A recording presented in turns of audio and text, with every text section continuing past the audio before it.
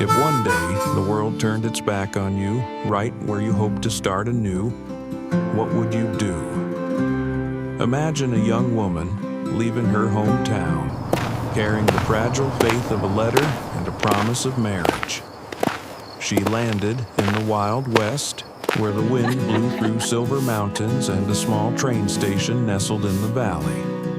But instead of being welcomed with open arms, she was humiliated by the crowd because of a number in her age and the pride of those who thought they had the right to determine the worth of others. You husband and wife. She turned You may away, kiss the bride. hugging the old suitcase, carrying with her the pain and the remaining pride, alone in the middle of a harsh land.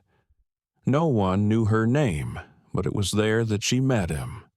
A man with his own wounds, a cowboy of few words, but with just one soft sentence on the porch of a wooden house in a stormy night, "Be mine," made her once broken heart tremble again. It's not just a love story, but a journey of faith, of people who dared to love again, dared to stand up and seek the light, even when the world has knocked them down. Have you ever wondered if you have the courage to start over, like her? Please join me in listening to this emotional story. If you feel the warmth in each word, please click like, share the video, and subscribe to the channel to continue our journey to discover stories of kindness and revival in the Wild West. Frontier Hearts. The train whistled for a long time. The sound of metal grinding on the rails followed by a white smoke that gradually dissipated into the silver-gray sky. The morning in Willow Bend, a small town nestled between two windy mountains, carried the smell of damp earth and burnt grass. Here, the wind did not blow quickly, but whispered as if telling old stories of the frontier, where everyone who came carried a secret they did not want to remember. When the train stopped, Lydia Moore, a woman in her 20s with a thin but bright face, stepped down from the third-class carriage. Her dark brown hair was tied back at the nape of her neck, and in her eyes there was a faint light of remaining faith. Her hand tightly held the worn suitcase handle, the only thing that had accompanied her all the way from Kansas to here. No one knew who Lydia was, but she believed that. After 8 months of loneliness and letters, today would be a new beginning. Her name was Miss L. Moore, Kansas City, and the person she was about to meet, the person who wrote so tenderly that she could believe she was seeing him, was Samuel Whitaker, a cattle rancher on the edge of town who said he wanted nothing but a quiet, faithful companion. On the breast of Lydia's coat was still pinned Samuel's last letter, the paper yellowed, smelling of faint ink, and creased as if it had been smoothed over 100 times. If you really want a place to start over, come to Willow Bend. Here, the wind is dry, but the people are warm.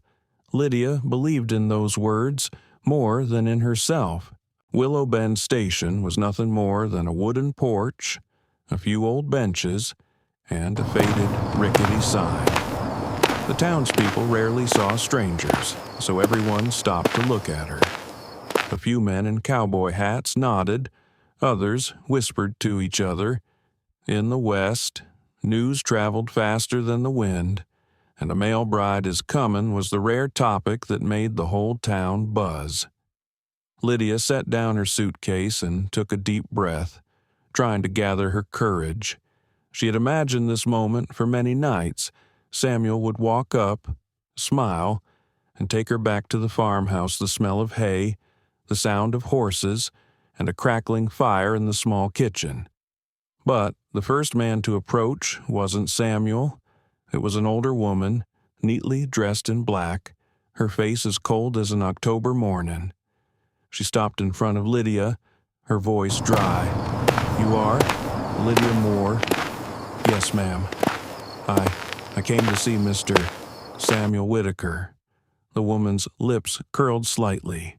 Behind her, a man several years younger, tall. Head bowed slightly, followed, his eyes averted. Lydia recognized him from the small photograph in the mail, Samuel Whitaker. But there was something different between him today and the man in the photograph, as if shame were clutching at his shoulders. "I'm Mrs. Whitaker, Samuel's mother," the woman's voice rang out, without greeting. "And it seems there's a bit of a misunderstanding here." The air on the platform seemed to freeze. A few passengers who had yet to leave stopped to listen.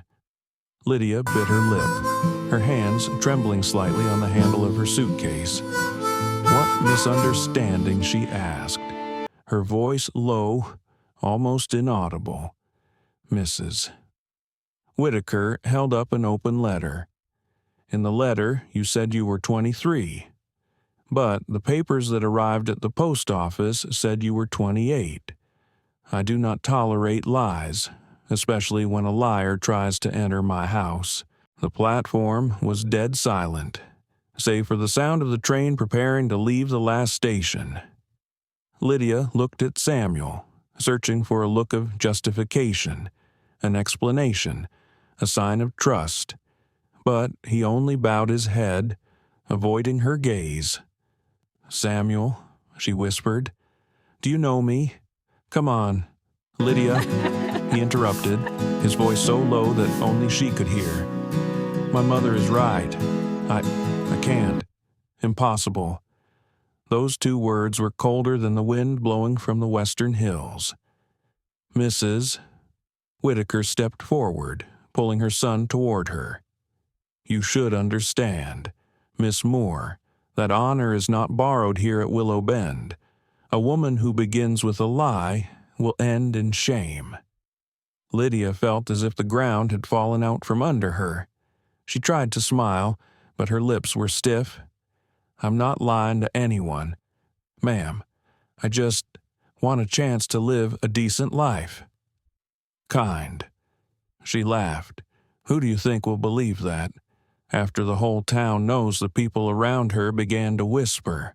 A boy threw a small rock at her feet. Lydia stepped back slightly, bent down to pick up the suitcase. She could hear her heart pounding like a wooden wheel rolling on stone. She wanted to scream, to explain that the 5-year age difference was nothing compared to honesty, that she was just afraid she was too old to be loved.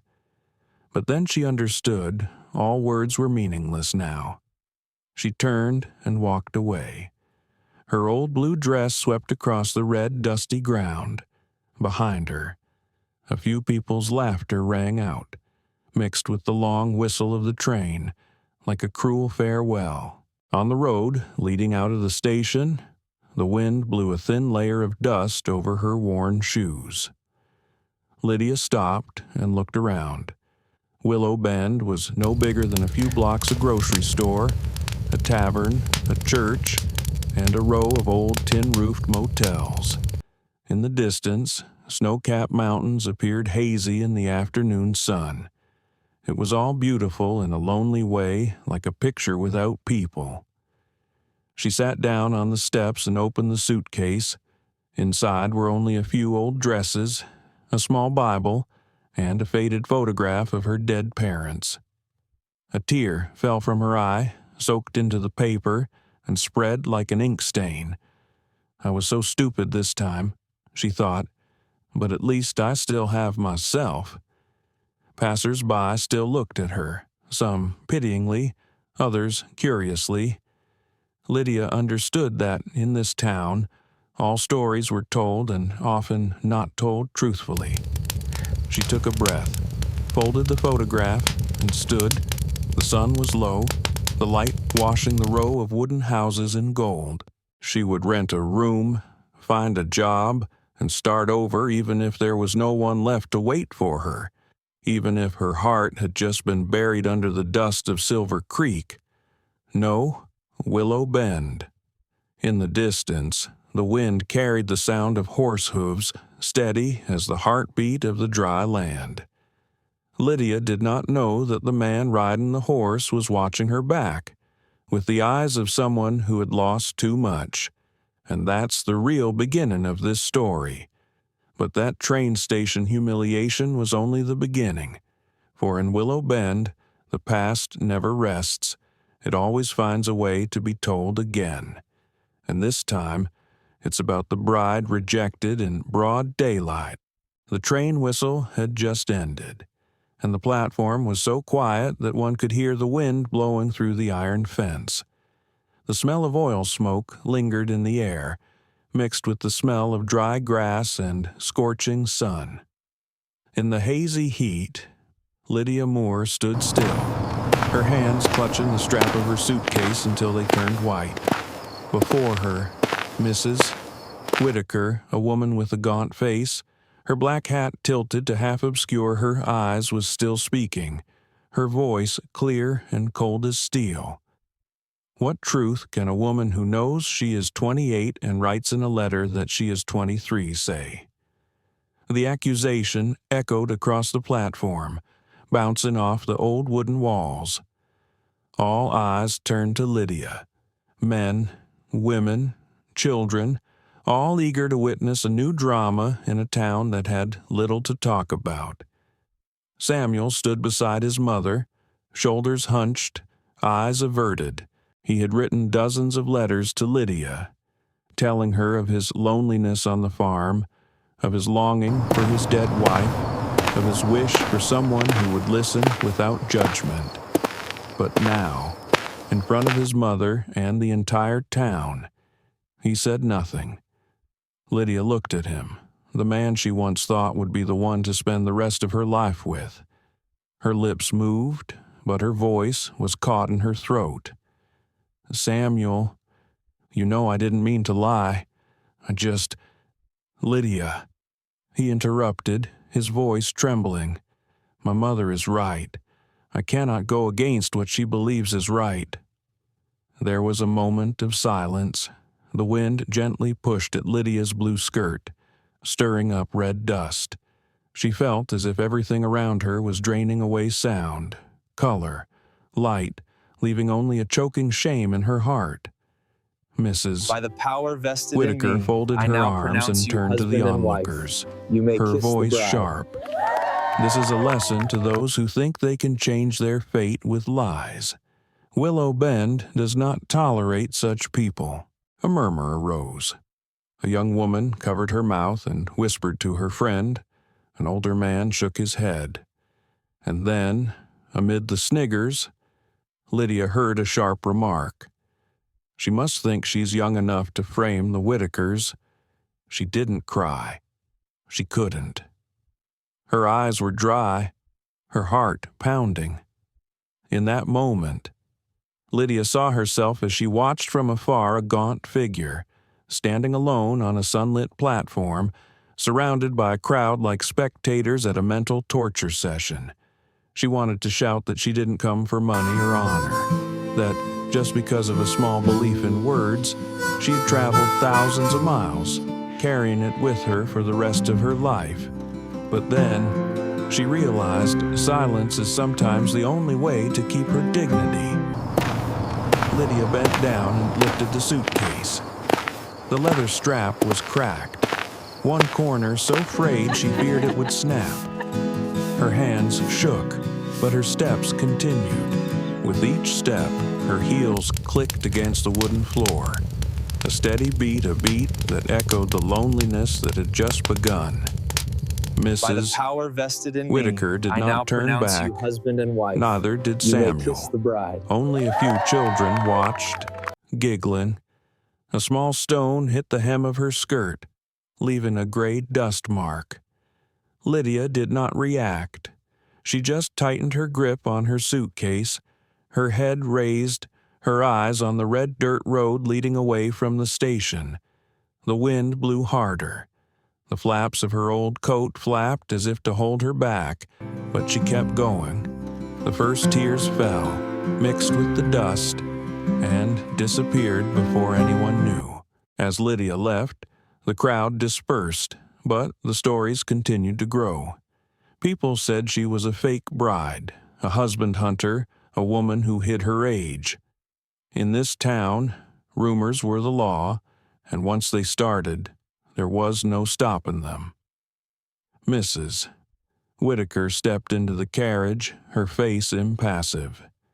Samuel followed silently, like a shadow without a will. He looked back, only to see the empty dock and the small suitcase disappearing at the end of the dusty road. A flash of regret passed through him, but it was too late. At the end of the main street, Lydia stopped. Before her was the Maple boarding house, an old inn with a chipped wooden sign. Inside, the smell of cheap soap mixed with the smell of burnt coffee. The manager, a woman in her 40s named Martha Kane, looked her up and down, her eyes not curious but tired. Need a room? Yes, just a small room. Martha nodded and handed over the key. 30 cents a night, pay in advance. Lydia pulled the last of her coins from her leather purse. As the coins clanged in the owner's hand, she realized she had bought not just a room, but the right to disappear. The small room was just enough for an iron bed, a wooden table, and a window that opened onto the alley behind. Lydia put down her suitcase and sat still for a long time. In the mirror, her face was pale. Her eyes were red and swollen, but there was still a look in her eyes that was not yet defeated. She opened the suitcase and pulled out an old Bible. Her fingers lightly touched the words written by her mother. Trust that kindness is never lost. It just takes time to be recognized. Lydia smiled faintly. Perhaps, in this land, people would not realize that soon, but she would not give up. She filled a basin, washed her face, and sat by the window. Outside, the setting sun was settling over Willow Bend, painting the wooden roof a pale gold. Laughter echoed from the tavern, and somewhere in the distance, the sound of hooves faded. She said to herself, "I'll look for a job tomorrow. No one needs to know I was rejected. I just need to move on."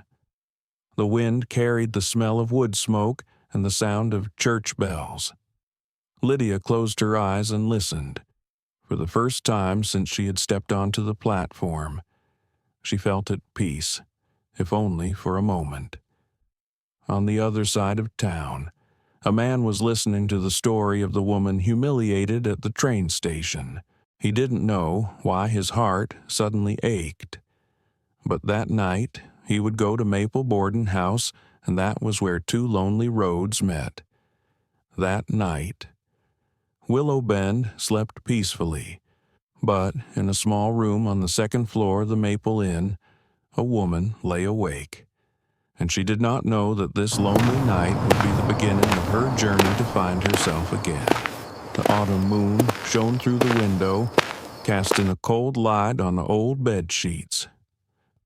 Lydia Moore sat against the headboard, holding an open Bible in her hand, staring out the window, down the street. A few oil lamps still flickered in front of the grocery store. The wind carried the scent of wood smoke and pine resin from the edge of the forest. The night at Willow Bend is not as peaceful as it appears. Every passing wind whispers the unfinished stories of expatriates, and Lydia is now one of them. She thought that when she came to this land, she would be able to start over a small house, a gentle man, mornings making coffee by the window overlooking the fields. But in just one day, everything she brought with her dreams, beliefs, honor were buried under the laughter of the crowd. She put the book down on the table, her hands trembling slightly. The wind blew through the crack in the door, making the lamp sway. Her shadow on the wall was long and swaying, as if she were trying to leave herself. Mornings at Willow Bend began with the sound of chickens and the smell of baking bread. Lydia walked down the stairs of the boarding house, her frayed coat pulled tight around her. The innkeeper, Martha Kane, was wiping the wooden counter. "Did you sleep?" she asked hoarsely. "A little," Lydia answered softly. Martha looked at her, neither curious nor pitying, just nodded. In this town, everyone has their reasons for running away. You don't need to say anything. The words left Lydia speechless. Perhaps, for the first time since arriving in this land, she felt like someone understood her, even if it was just by not asking any more questions. "Mrs." Martha poured her a cup of strong black coffee. "I have a few chores I need help with. Cleaning the room, washing the blankets. Not much money, but enough for you to stay." Lydia nodded. Her lips pursed slightly, as if she wanted to say thank you, but was afraid that the words would break the simplicity of that kindness. Lydia lived quietly in Maple boarding house for the next few days. She rose early, boiled water, swept the hallways, washed towels, and helped Martha prepare breakfast for the boarders. She avoided the streets, avoided eye contact. Though no one spoke of it, she knew that the story from the train station was spreading like a slow but sure smear of ink. Occasionally, Lydia would hear her name in the laughter of women going to the market, or see a few curious glances as she bought milk at the small shop at the end of the street. Each time, she would just bow her head slightly and turn away. She did not protest, nor did she justify herself, because true honor lies not in what others say, but in how you continue to live. In the evenings, after the guests had gone to bed, Lydia would sit alone on the porch, drinking a cup of cold tea. The stars were silver dust in the sky, and the lights of the farms twinkled on the horizon. She missed home. The afternoon she spent walking the dirt roads with her parents, before they died of a fever that winter. From that day on, she always believed that each person must find their own way home, even when no one is waiting for them. One morning, Lydia went to deliver laundry to a customer at the grocery store. As she walked in, she heard two men talking at the counter. She rented a room at Maple. Really, the rejected bride? Yeah, I heard she faked her age and almost fooled the Whitakers. Luckily, they were sober. She stood still behind the shelf, her hand clutching the receipt so tightly that it wrinkled. Her blood froze. But then, she took a breath, stepped out, put the money on the counter, and said softly, "Thank you. I'll be back later." The two men watched, their eyes briefly confused. In that moment, they realized her calmness. No resistance, no hatred, only a quiet, terrifying sadness. Lydia returned to the boarding house early that afternoon. She washed her hands, changed her dress, and stood before the mirror. The reflection was of a thin woman, her hair tied back, her eyes deep. But there was something else in her gaze, a thin but steady light. She said to herself in the mirror, softly, "I won't beg for mercy. I made it here, which means I'm strong enough to stay." That sentence, though small, was Lydia's first vow to her new life. She took out a small notebook and began to write down her expenses, a few cents for food, a little for candles, and the rest for savings. There was in her handwriting the carefulness of someone who knew the value of every penny. In the following evenings, Lydia continued to help in the kitchen. When the guests were finished, she collected the dishes, wiped the table, and sewed old tablecloths. Martha occasionally talked about the years when her husband was alive. When Willow Bend was a smaller town than it is now, in this land everyone carries a wound, but only those brave enough to stay and heal it, she said, pouring more tea. Lydia was silent.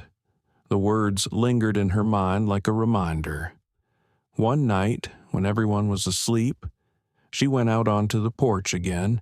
The sky was full of stars. The wind blew gently, carrying the distant sound of horse hooves.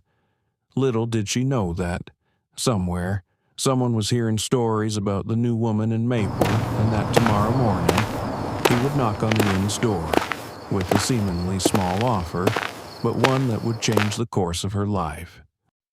The next morning, as Lydia was shaking out her blanket on the porch, the sound of horse hooves echoed down the dirt road.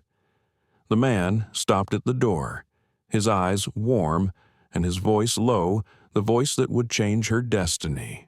Morning light filtered through the sheer curtains and onto the scratched wood floor. The air of a new day in Willow Bend carried the scent of dew, hay, and wood smoke from the night before.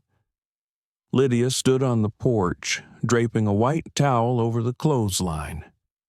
Her hands were rougher than before, but her heart felt a little calmer, a fragile peace, as fragile By as the the power morning vested mist. in me, I The now steady pronounce sound you of husband and hooves wife. echoed from the You main may road, kiss the bride. distant at first, then closer, clearer. Lydia looked up. A man on a dark brown horse had stopped in front of the Maple Inn. He wore an old cowboy hat, a long coat covered in light dust, and his deep brown eyes had the calm of someone accustomed to wind and loneliness. He dismounted, removed his gloves, and bowed slightly. "Hello, ma'am. I'm Luke Tanner, owner of the farm south of town." His voice was not loud, but it had a certainty that made it impossible not to listen. Lydia nodded slightly, keeping her distance. "Hello, Mr. Tanner. How can I help you?" He rubbed his hands on the saddle, hesitating as if trying to find the right words. "I heard something at the station," he said, looking down at the ground, as if afraid she would see his curiosity. "This is a small town. News travels fast, but I didn't come because of what people said. I came because I needed help on the farm." Lydia frowned slightly, but said nothing. Luke continued, his voice slow and sincere. "I'm alone in my house, and the old maid just left. I need someone who can cook, clean, and keep records. Not hard work, but I want someone By the power trustworthy." vested in me, I Lydia now was pronounce silent, you her husband and gaze wife. wary. You may kiss On the the bride. frontier, such invitations were not always harmless. She asked softly, "Why do you believe me? You never knew me, and I don't have a good reputation here." Luke looked at her for a long moment, then softly replied, "Because I've had people say things about me too, and I know most of the things they say are rarely true." His eyes stopped at her hands, holding the towel, small but strong. "I don't believe in rumors. I only believe in what I see, and I saw a woman who stood firm, even when the whole town turned its back on her. That was enough for me." Lydia was silent. His words were simple, unvarnished, but something about them made her chest tighten. In a world of judgment, silence and respect were sometimes the greatest gifts. That afternoon, Lydia and Martha sat by the kitchen table. Martha asked, "Mr. Tanner came to see you. He was a quiet man, but kind. The whole neighborhood owed him more than they cared to admit. He offered me a job on the farm." Lydia replied in a small voice. "Will you go?" Lydia looked out the window, where the sunset was dyeing the wooden roofs red. "I don't know yet. I'm afraid I'm starting from the wrong place." Martha smiled, still stirring the soup. "There are people who come to teach us to believe again." Lydia, even if only by standing there, silently. The next morning, Lydia decided to check out Tanner Farm. She packed a few things in an old suitcase and walked down the dirt road out of town. It was a long walk, past fields of late-season yellow and faded wooden fences. In the distance, the farmhouse appeared a pine roof, a few stables, and a well by the driveway. Luke was chopping wood when she arrived. He looked up, smiling slightly. "I wasn't sure if you'd come. I'm not sure I should come," she replied, a little confused. He nodded, not asking further. His eyes were kind, but contained a deep sadness that was hard to name the sadness of someone who had lost something but still chose to stay. He led her through the main house.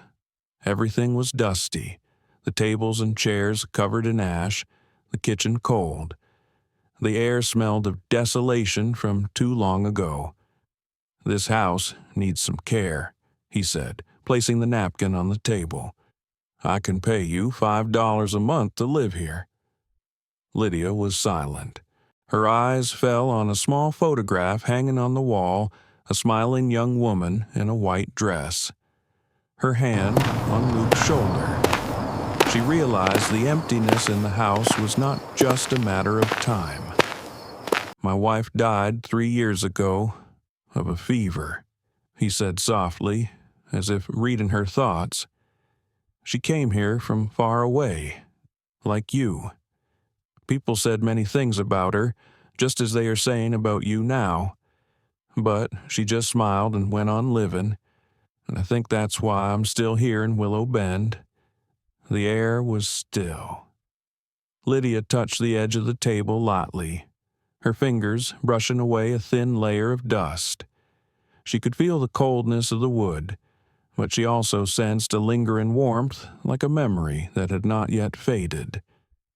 "I will work for you," she said slowly, "but only if I am allowed to do it my way." Luke nodded.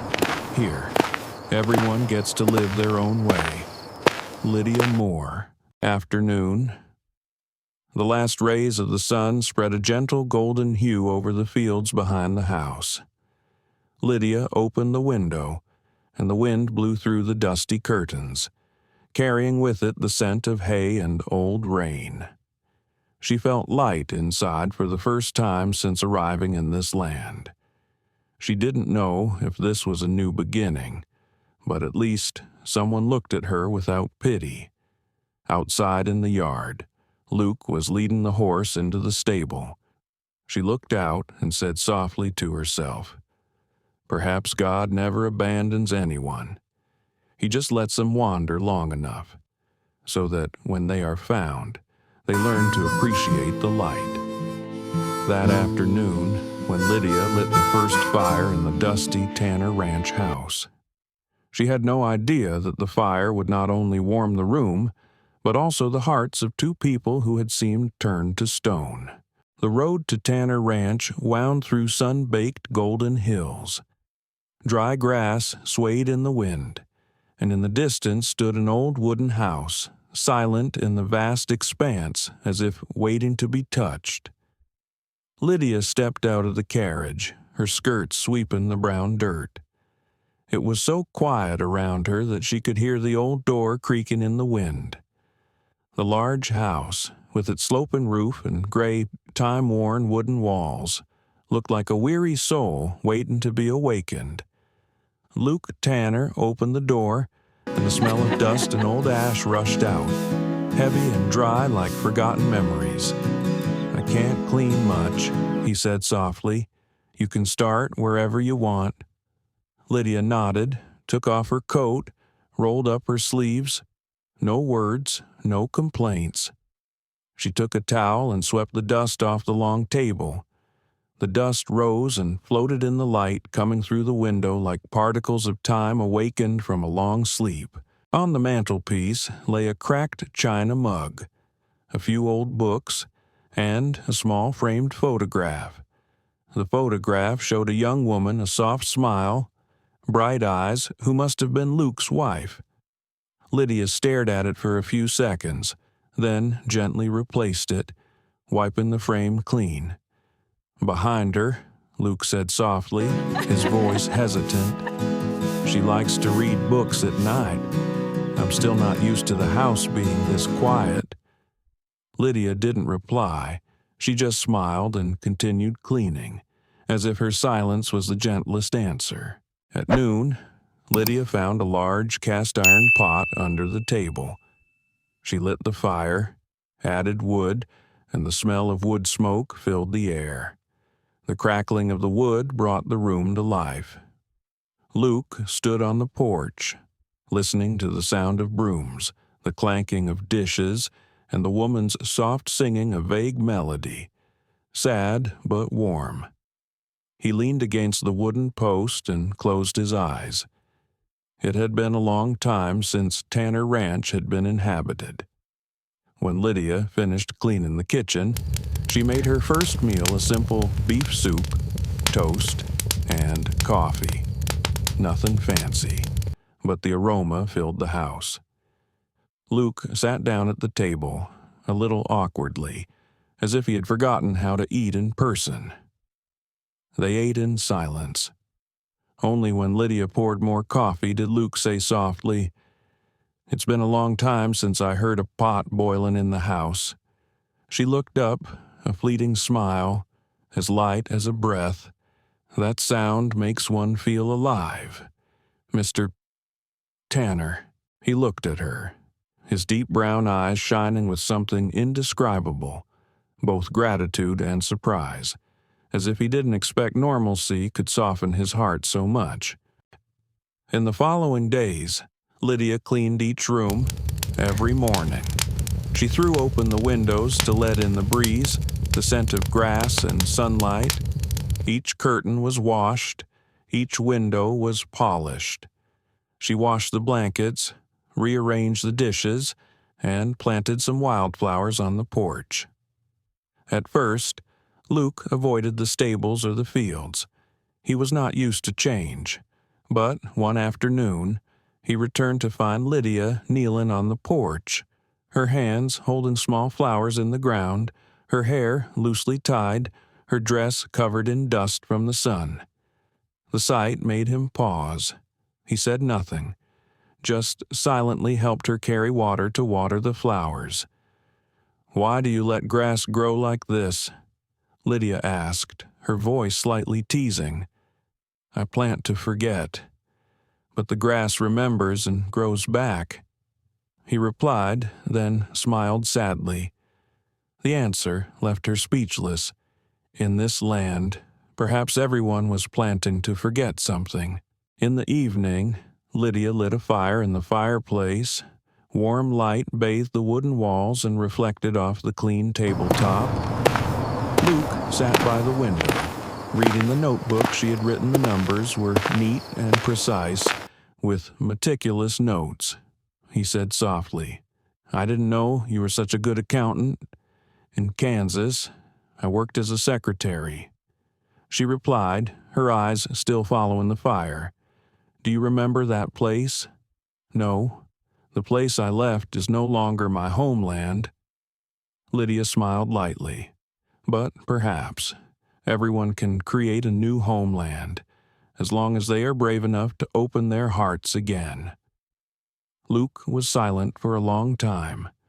The fire crackled, illuminating his face, the fine lines around his eyes, traces of deep sadness and never-ending kindness. "You're right," he replied, his voice low. "Perhaps this Tanner Ranch is waiting to be called home again." That night, Lydia could not sleep. She sat by the window, looking out at the meadow. The moon was bright, shining on the roof of the stable with a pale silver light. The wind carried the sound of chickens and the smell of hay. There was a strange feeling in her heart, not exactly happy, but not heavy anymore. She realized that in this dusty house, life was returning, little by little. Not noisy, not hurried, just like her own heart, after so much pain, now dared to beat softly to the rhythm of peace. The next morning, Lydia woke up early. She opened the kitchen door. Sunlight flooded in, casting the a warm power yellow vested glow in on the me, walls. I now pronounce you husband and Luke wife. was out in the You may fields, kiss the bride. his silhouette silhouetted against the mist.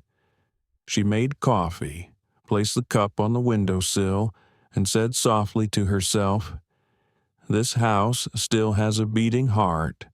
If only someone would listen." In the distance, a horse neighed, responding as a greeting. That night, they had their first meal together as if they had known each other for a long time.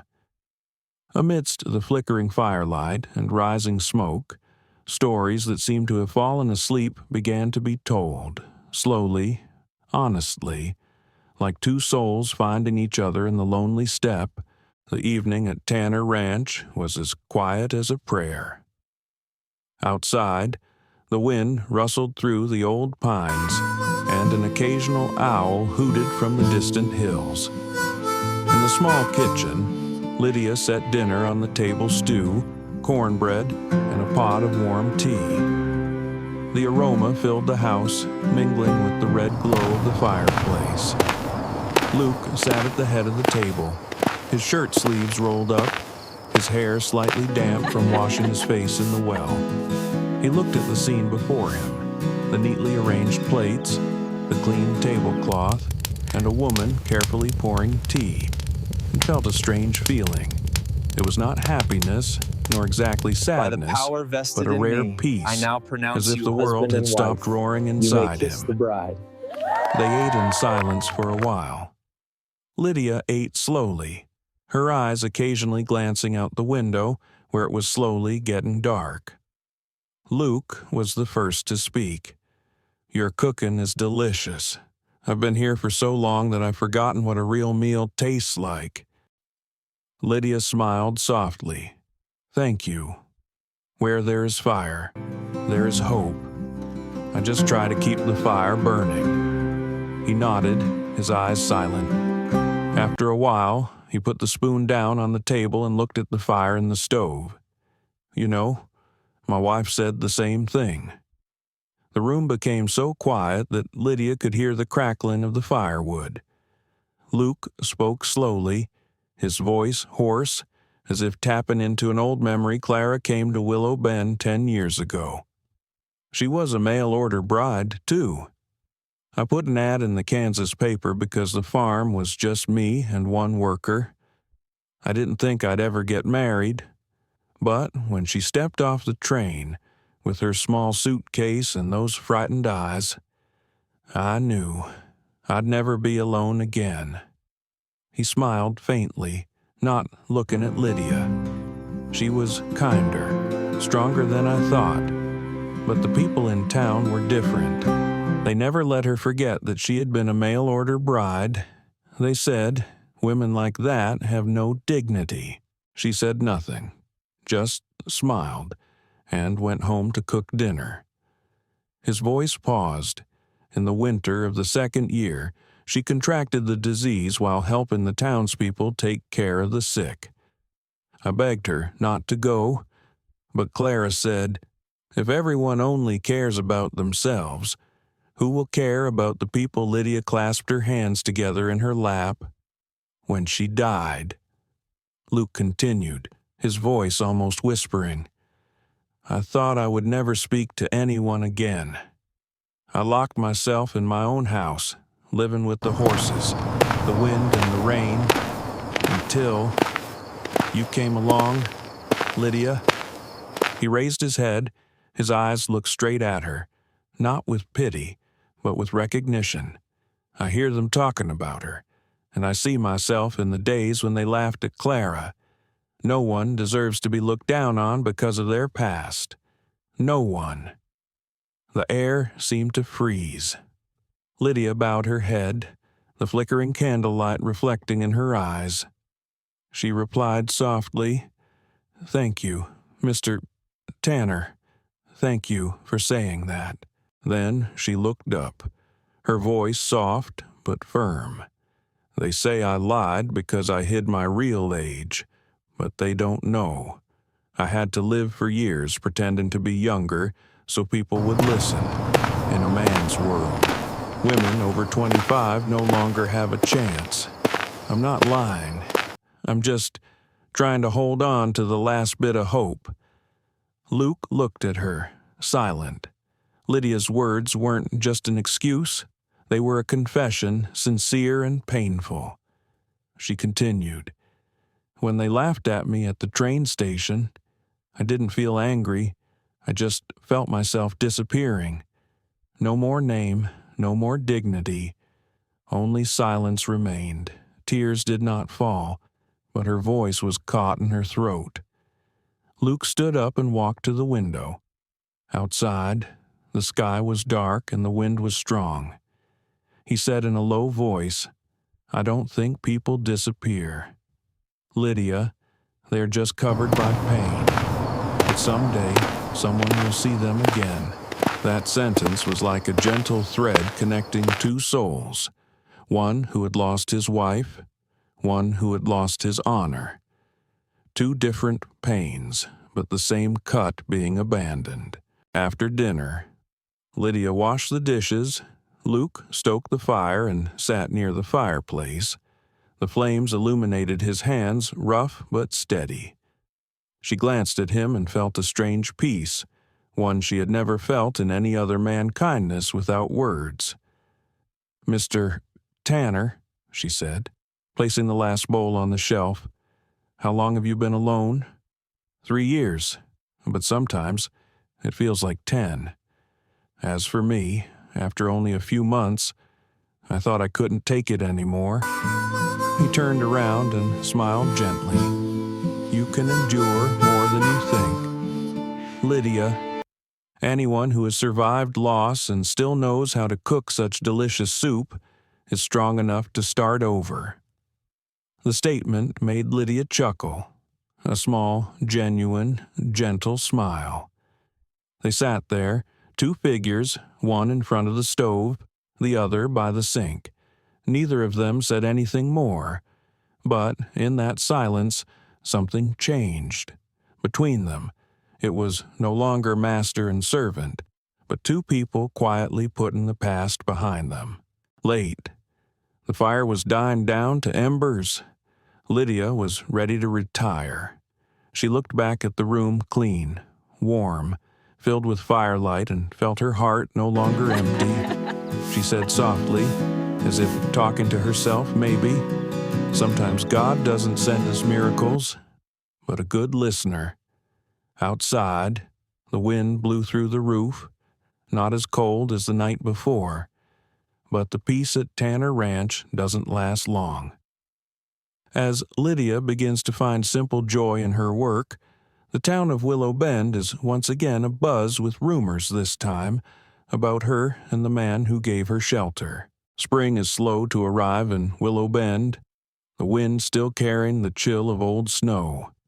On the hills, new grass is just sprouting, a fragile green like a fragile hope after a long winter. At Tanner Ranch, Lydia begins to get used to the new rhythm of life, rising early, building a fire, preparing breakfast, then going out to help Luke with the livestock records. In the afternoons, she sat on the porch, mending old shirts, while Luke worked in the stables. Sometimes they didn't speak, but the silence between them wasn't heavy anymore. It was calm and warm. Then, like everything on the border, the rumor came, light as a breeze yet as destructive as a sandstorm. At first it was just a few whispers in the marketplace. "Miss Lydia lives with Mr. Tanner, doesn't she? I hear there are no other servants on the farm. What decent woman would dare to be alone with an unmarried man?" Soon the whole of Willow Bend knew about it. And, like all small-town rumors, it was embellished, twisted, and spun until no one could remember what the original truth was. One morning, as Lydia brought eggs and butter to the store to exchange, she felt the strange looks of the people around her. The girl at the bakery avoided her eyes. Two women outside whispered and turned away, their laughter cutting through like a knife. Lydia said nothing. She paid and left. walking faster than usual, but her heart, already fragile, was bleeding again. That afternoon, Luke came home and found her sitting on the porch steps, clutching a scarf in her hands. She wasn't crying, but her eyes were red. He stopped, took off his hat, and asked softly, "What's the matter?" She was silent for a long time, then whispered, "They say I am your lover." Luke stood still, the late afternoon sunlight falling on his shoulders, pale yellow like sand dust.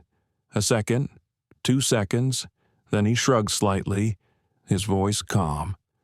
"Yes, I knew they would say that." Lydia turned around, unable to hide her hurt. "So you're not angry? Aren't you ashamed?" Luke looked straight at her, his voice low and firm. "They only know how to talk, Lydia, but talking and living are 2 different things. I choose to live." He sat down beside her, his calloused hands resting on his knees. In this land, rumors change as quickly as the wind. But who we really are, never. It took me years to understand that honor is not what others give you, but how you look in the mirror every morning. Lydia didn't reply. A hot tear fell onto her hand. "But they won't stop. Mr.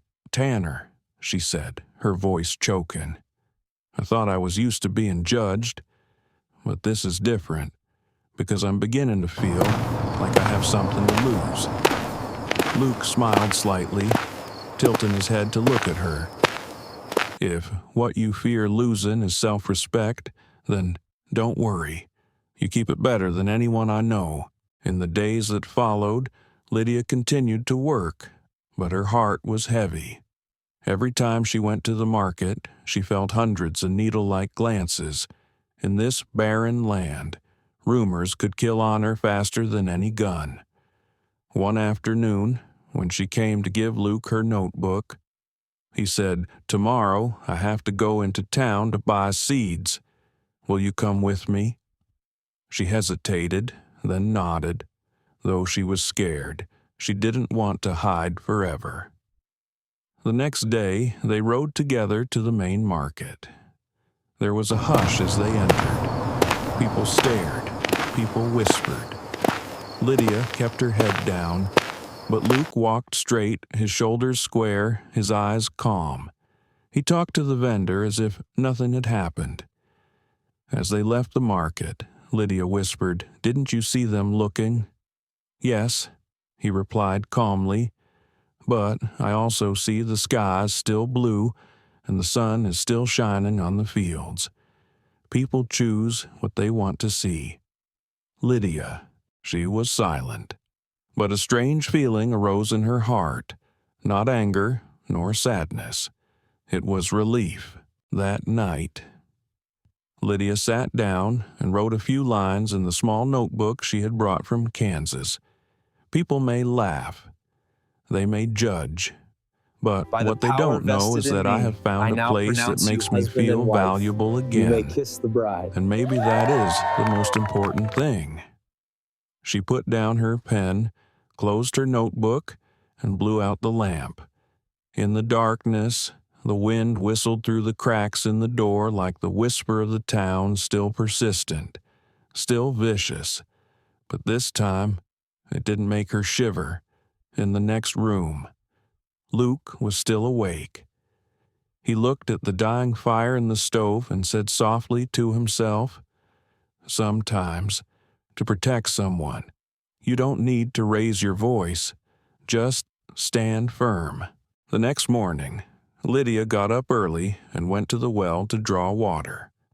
When she looked up, she saw Martha Kane, the former innkeeper, standing at the gate.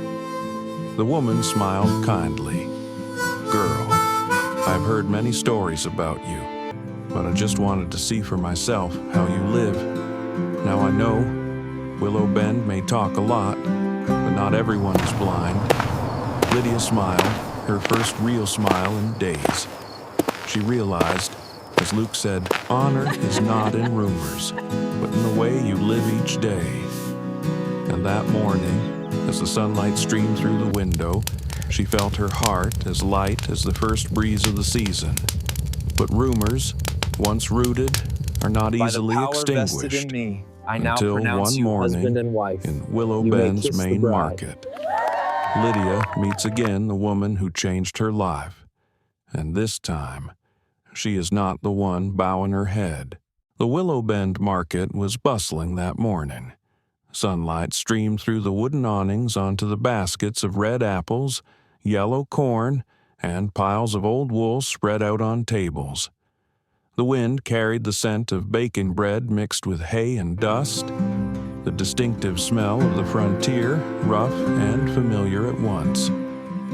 Lydia arrived early, carrying a basket of eggs and some butter cookies from Tanner Ranch. She planned to sell them and buy some flower seeds to plant on the windowsill.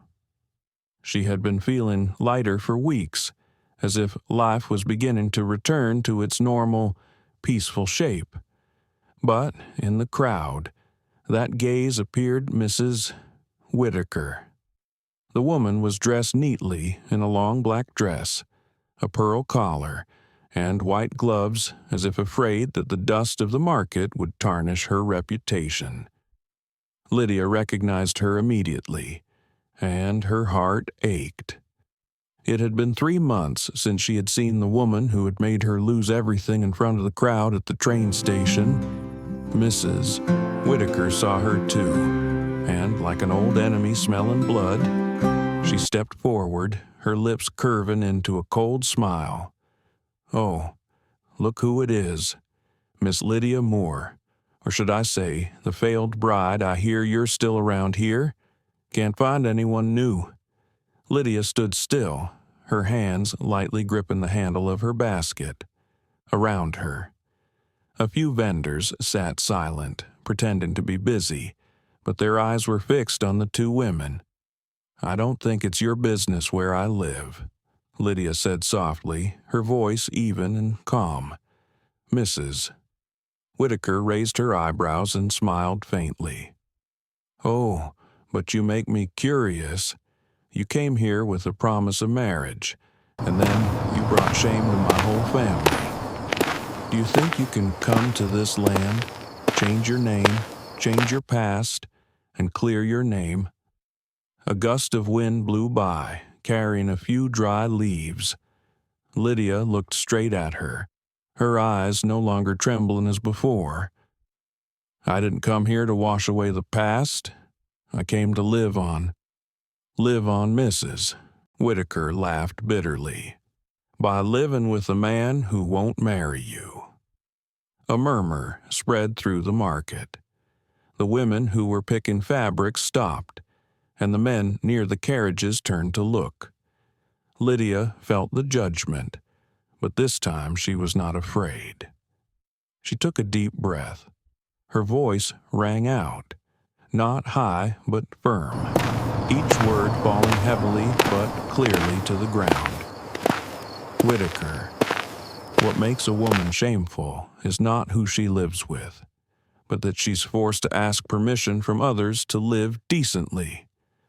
The crowd was silent. Lydia continued, her eyes never leaving Mrs. Whitaker. "I used to think honor was something others gave you, but now I understand. It's in how you face each day. I work, I pay for my work, I don't depend on anyone, and if you think that's low, then you've never known what it's like to be alone." Mrs. Whitaker paused. She had never been spoken to so bluntly before. Her stern face trembled for a moment. Then she gritted her teeth. "You don't know your place." Lydia smiled slightly, but her smile was no longer soft. "I know very well. I stand here, in this market, like any other woman, no higher, no lower, just a human being, and I don't need anyone to show me my place anymore." Another gust of wind blew. The bells of the little church down the street rang out, long and deep. Mrs.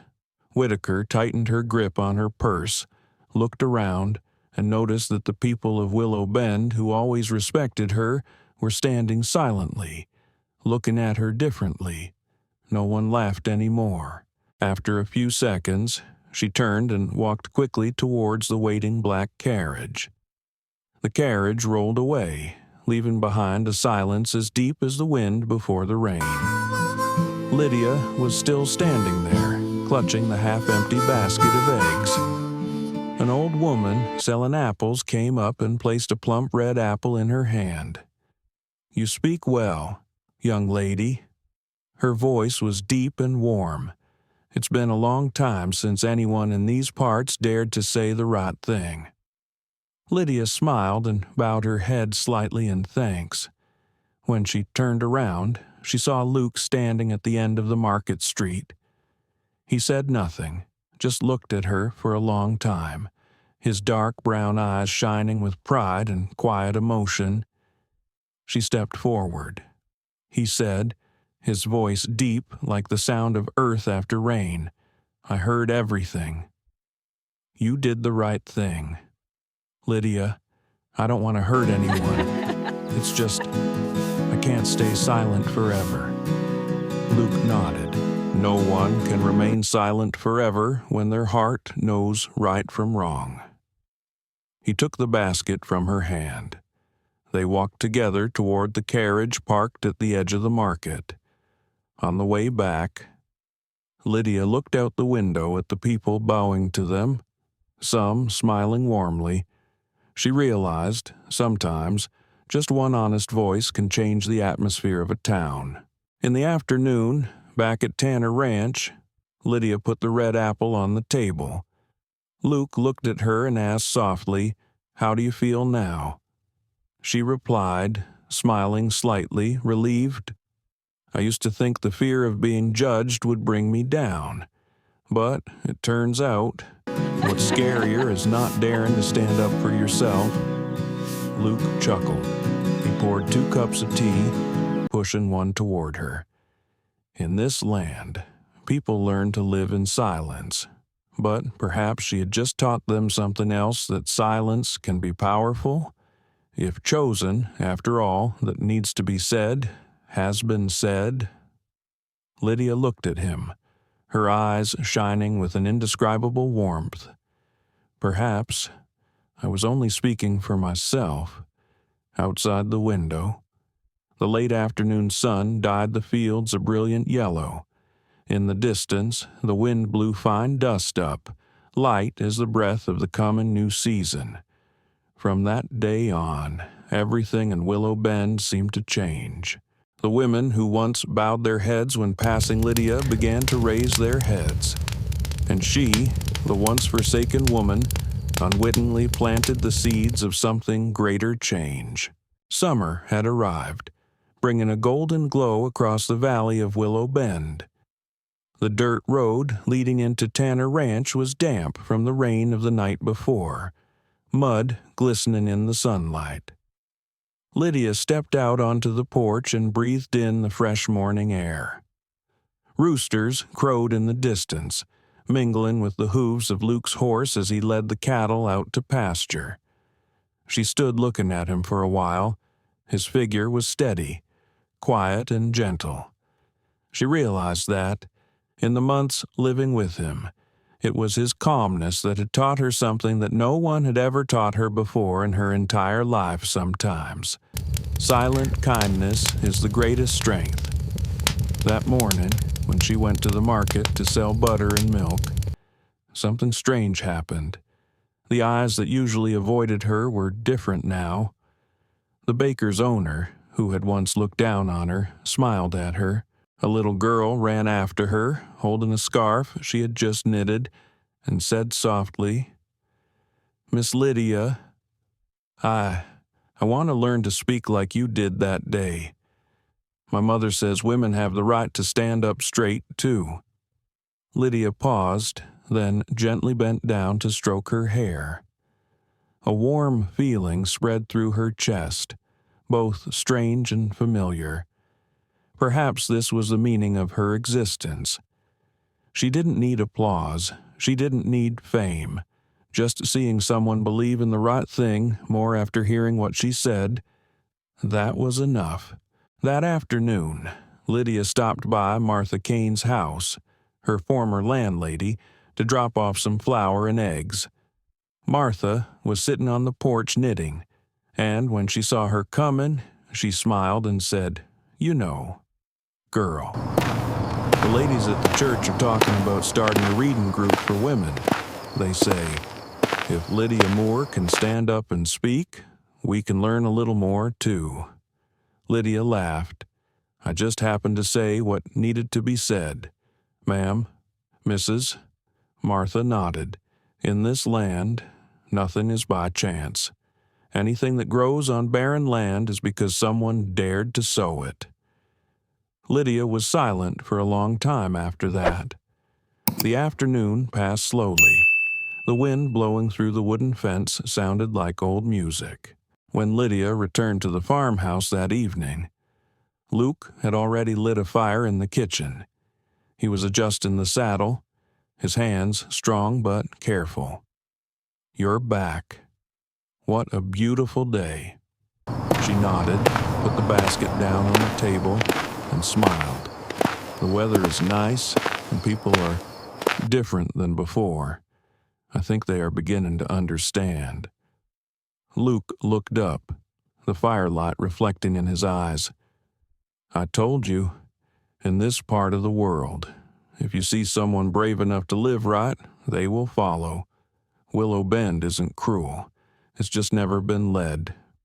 Lydia sat down opposite him and asked softly, "Do you ever feel tired, having to be so strong all the time?" Luke smiled, a gentle and soft smile. "Yes, but I also learned that being strong does not mean not being hurt. Being strong is continuing to do what is right, even when it makes you lonely." Lydia was stunned by those By words. the power vested in She me, realized that I in now silence, pronounce you husband she and had wife. found the You companion may she kiss the thought she bride. would never have. Not with words of love, but with understanding. A quiet respect like the moonlight shining through the window every night. In the weeks that followed, Willow Bend began to change. The wives began to gather, not just to sew, but to learn to read and write. The young women talked about their dreams of opening shops, rather than just waiting for someone to marry them. Lydia often read the newspapers to them, telling them stories from the East Coast, where women learned trades and chose their own fates, and in between, she realized she had stopped thinking about Samuel Whitaker, the man who had humiliated her in public. Not because she had forgotten, but because the pain no longer had a place in a heart that was slowly being filled with something else meaning. One afternoon, while she was tending the flower beds by the fence, Luke came in, holding a letter from Kansas, from where she used to work, I think. Lydia opened the letter. Inside were a few handwritten notes from her old friend, the one who had helped her escape an arranged marriage. "I heard there was a woman in Willow Bend who taught young girls to read and talked about self-respect and dignity. I thought it must be you. If so, By the I power want to vested say in me, I I'm now proud of pronounce you." you husband and wife. She finished You may reading. kiss the bride. Tears fell softly, but not because of sadness. Luke stood by, silent. When she looked up, he whispered, "You know, sometimes we plant seeds without even realizing it, but when the flowers bloom, the whole neighborhood knows who planted them." She smiled, her voice trembling slightly. "I don't want anyone to remember me. I just want this place to be less harsh than when I lived here." He nodded. "And you did it, Lydia." That night, they sat on the porch, watching the moon. The silver light covered the barley fields, making everything seem bathed in peace.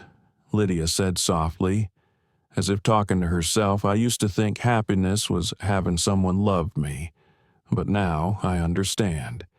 Happiness is knowing that my life has meaning." Luke looked at her, his eyes gentle but deep. Maybe that is also the moment when the heart is truly free. Lydia turned, smiling.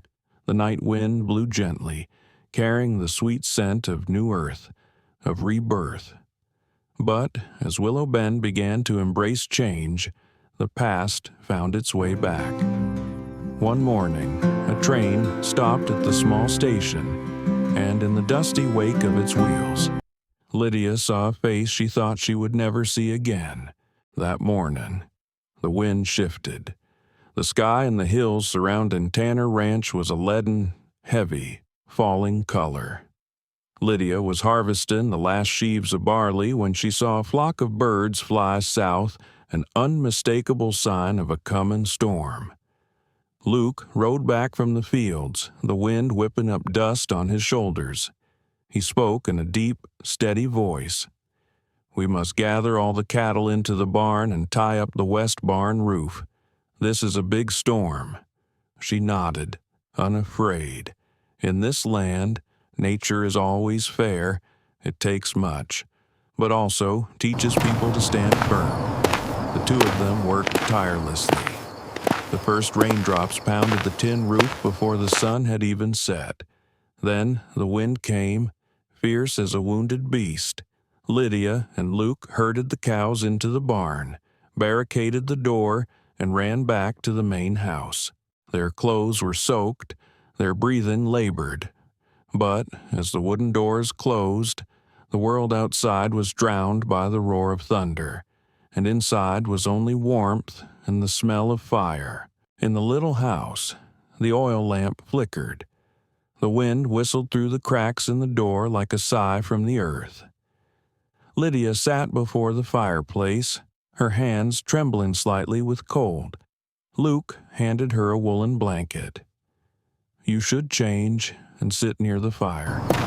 The storm might last all night." She nodded, her eyes looking out at the rain pouring down on the fields.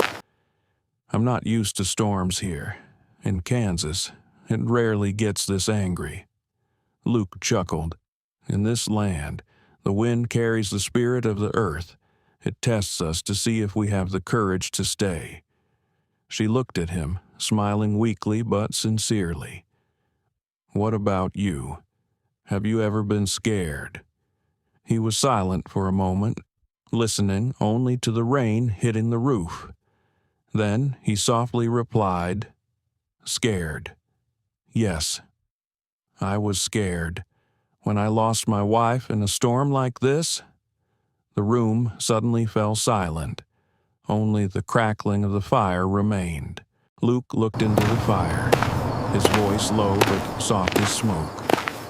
"She was a mail-order bride, came here from Tennessee. I didn't love her at first, but she made me believe that this wilderness could still be home. Then the storm came. I ran off to find the cows, leaving her alone. When I came back, the house had collapsed." Lydia bowed her head. The pain in his voice made her feel a lump in her chest. He couldn't blame himself forever. Luke smiled sadly. "I don't blame her anymore. I just remember, every time the wind blows, I feel like she's somewhere around here, watching over me to live a decent life." She was silent for a long time. Then she said softly, "If so, perhaps tonight she is smiling." He looked up and met her eyes, warm and sad, like a candle in a storm. The storm outside intensified. Thunder rumbled, shaking the windows. Lydia jumped, instinctively grabbing Luke's hand. He didn't pull away. They sat like that, saying nothing. In the misty rain, the silence had a strange power, both painful and soothing. Finally, Lydia sighed softly. "I used to think I was strong, but it turned out I was just used to the pain. When it came, I didn't fight it, just silently endured it." Luke looked at her, his voice low and sincere. "There are people who have to endure more than they deserve. But that is what makes them beautiful in a way that others cannot understand." She smiled weakly, holding his hand tighter. He said, as if he understood me, "I don't understand everything, but I know what it feels like to lose everything and still have to wake up tomorrow." A flash of lightning outside the window illuminated their faces. Their eyes met, and in that moment, all distance seemed to disappear. No words needed, just a handshake, a breath mixed with the sound of the rain. Enough for both of them to know that, in this life filled with so much loss, they had just found a safe place, not in the house, but in each other's hearts. When the storm subsided, Lydia stood and added more wood to the fire. Luke helped her, and they both looked out. The rain was now a light drizzle, covering the fields in a silvery mist. She spoke softly, her voice vague as if talking to herself. "I used to hate storms, but now that I think about it, if there were no storms, we wouldn't know which roof would be truly strong." He looked at her and nodded slightly, and "I don't know which heart still wants to love." Lydia smiled, a small smile that was brighter than the oil lamp. That night, they did not sleep. They sat by the stove, telling each other fragments of memories, childhood, train journeys, unfulfilled dreams. When the rooster crowed, the sky was strangely clear. The storm had passed, but in the rosy light of dawn, Lydia felt as if she had stepped through another door in her life, one where she was no longer afraid, no longer alone, but like all small towns, the peace in Willow Bend never lasts long. When the storm outside passes, the storm inside rises again, and this time it is Lydia and Luke's secret feelings that become the new spark that spreads rumors throughout the town. The next morning was surprisingly clear. The previous night's storm had left behind the smell of damp earth and streaks of pale yellow light through the clouds. Willow Bend felt washed clean, quiet, and full of new life. Lydia went out into the yard, her boots sinking in the soft mud, watching the cows graze leisurely. She felt a lightness in her heart, as if the storm had swept away not just the roof, but also a heavy part of her soul. Luke stepped out, his shirt rolled up to his elbows, his hands still covered in mud. He looked around the field and said, his voice warm and natural as his breath, "You see, even after the storm, the land still blooms. That's why I love this land." She smiled, maybe because it's like us, battered by storms, but still wants to live. He nodded, his gaze softer than the sunlight. All was quiet that morning, but at noon, when Lydia stopped by the market to buy some salt and nails, she heard the first whispers. Two women stood in front of the fabric counter, choosing clothes and whispering, "She has been staying at the farm for several months, but she is not married yet." "Yes. I heard they live under the same roof. Last stormy night, no one saw her come home." Another person interrupted, his voice mixed with contempt. "A woman like that, who does she want to teach morality to?" Lydia stopped. Her hands shook slightly, and the coins clattered to the wooden floor. She bent down to pick them up, trying to appear calm, but her heart was pounding in her chest. The whispers were like needles, stabbing into every soft spot she thought had healed. She returned to Tanner Ranch in the late afternoon.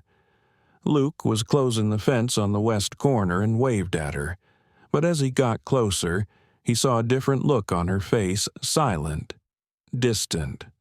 "What's wrong, Lydia?" She avoided his eyes. "It's just, there are things I don't want to hear, but people still say them." He put down the hammer, wiped his hands on his trousers, and sat down on the fence, speaking slowly and calmly. "They were talking about you and me, weren't they?" Lydia looked up, surprised. He chuckled. In Willow Bend, Nothing escapes the wind. Rumors travel faster than rain. She bowed her head and said softly, "I don't want you to get involved. Maybe I should leave." There was a long silence. The wind blew, carrying the smell of dry straw and the sound of crickets. Luke walked over and stood in front of her.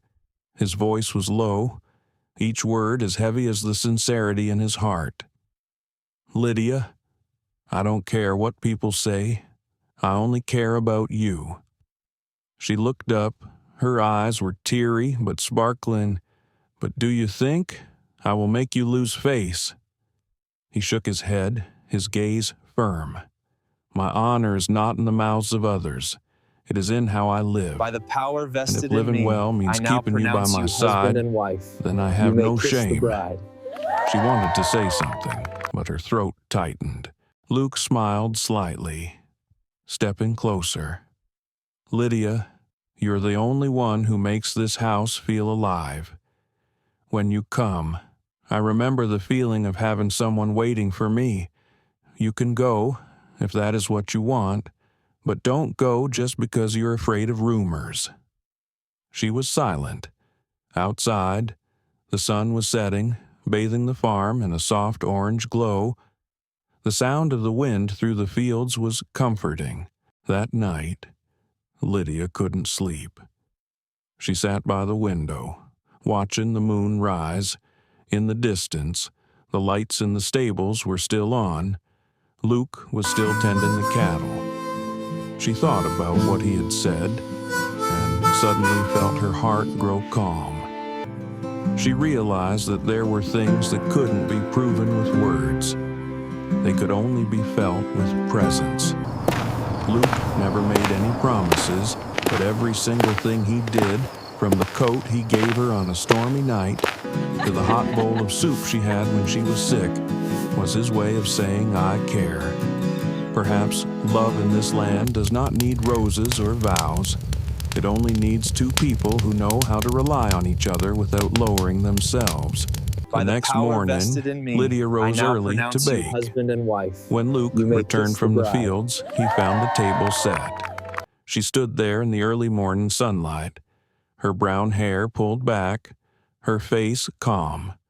She said, her voice soft but firm, "I have thought it over. I will stay, if you still want me here." He smiled, a smile that made his tanned face seem brighter. "I've never wanted anything more." They looked at each other, saying nothing more. Outside, the sun was shining on the fields after the storm, and in the small kitchen, the smell of baking bread spread, warming to the heart. But Willow Bend was never a place to forget. One afternoon, as Lydia went to the well to get water, she heard the sound of a carriage wheel stopping at the gate. A man got out tall, in a dark coat, his shoes covered in dust. When he looked up, Lydia stopped. Samuel Whitaker, a man of the past. The wind seemed to stop. In that moment, Lydia felt as if she had stepped back years, back to the station where she had been humiliated, back to the moment when she thought she had lost all her honor and confidence.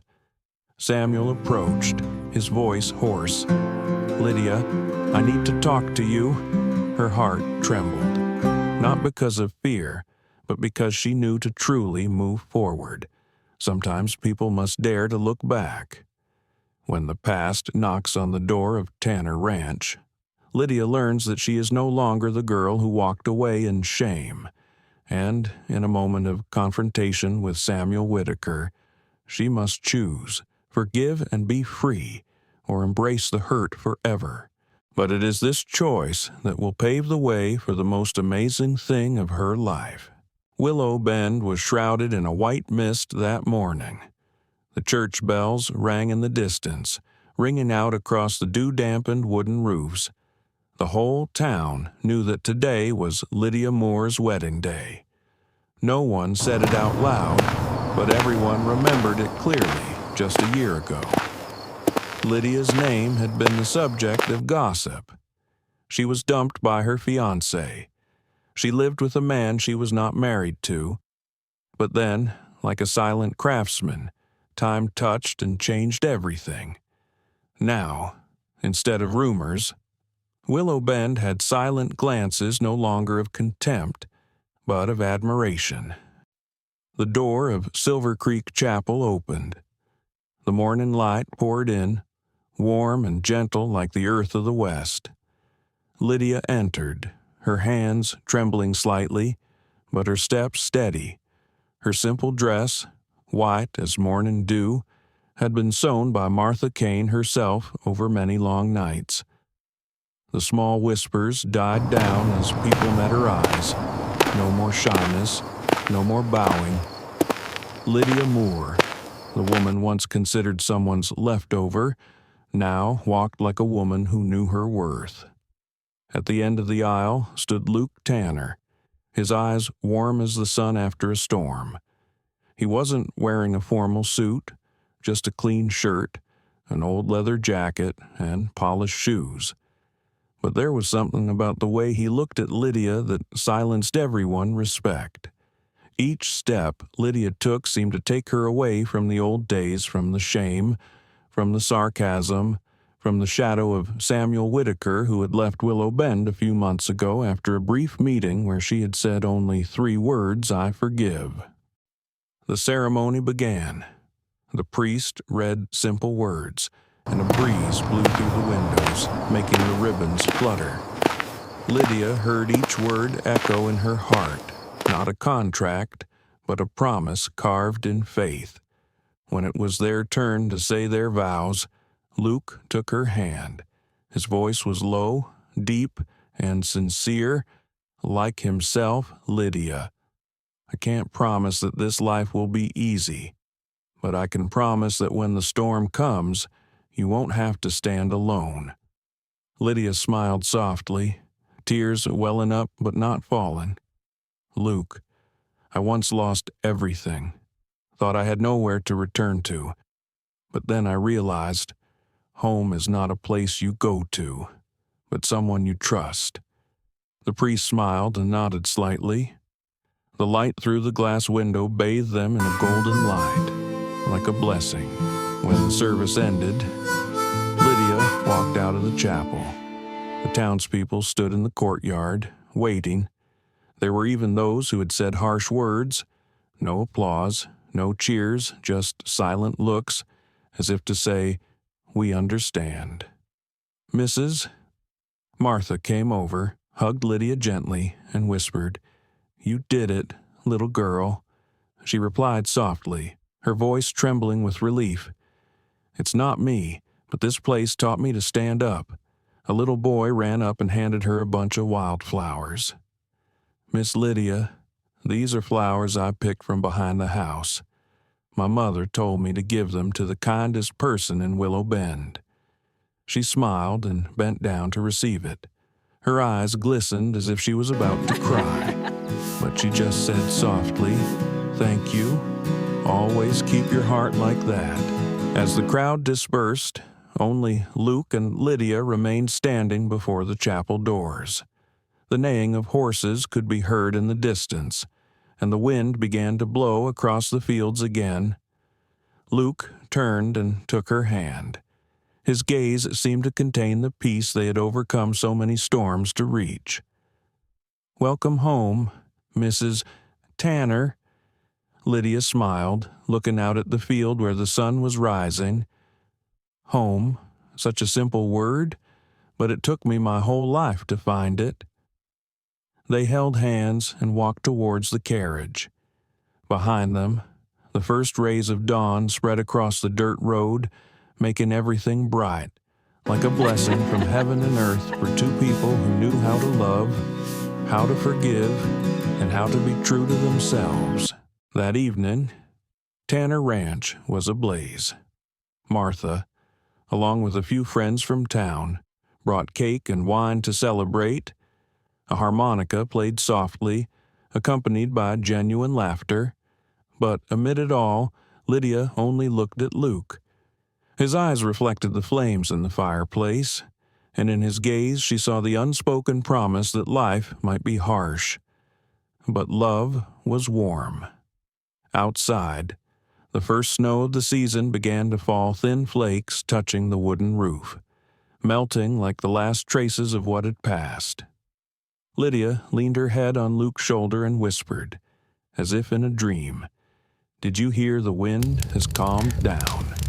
He smiled, placing his hand on hers. "Yes, and tomorrow's dawn will be for us."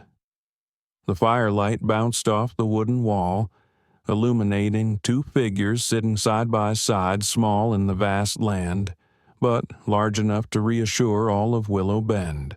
But remember, as long as we dare to live kindly and believe in goodness, life will always have a western dawn just for us.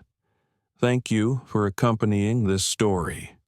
If you feel moved, please click like, share the video, and subscribe to the channel to continue spreading stories of kindness, rebirth, and gentle love between loving souls. See you again in the next stories of Frontier Hearts.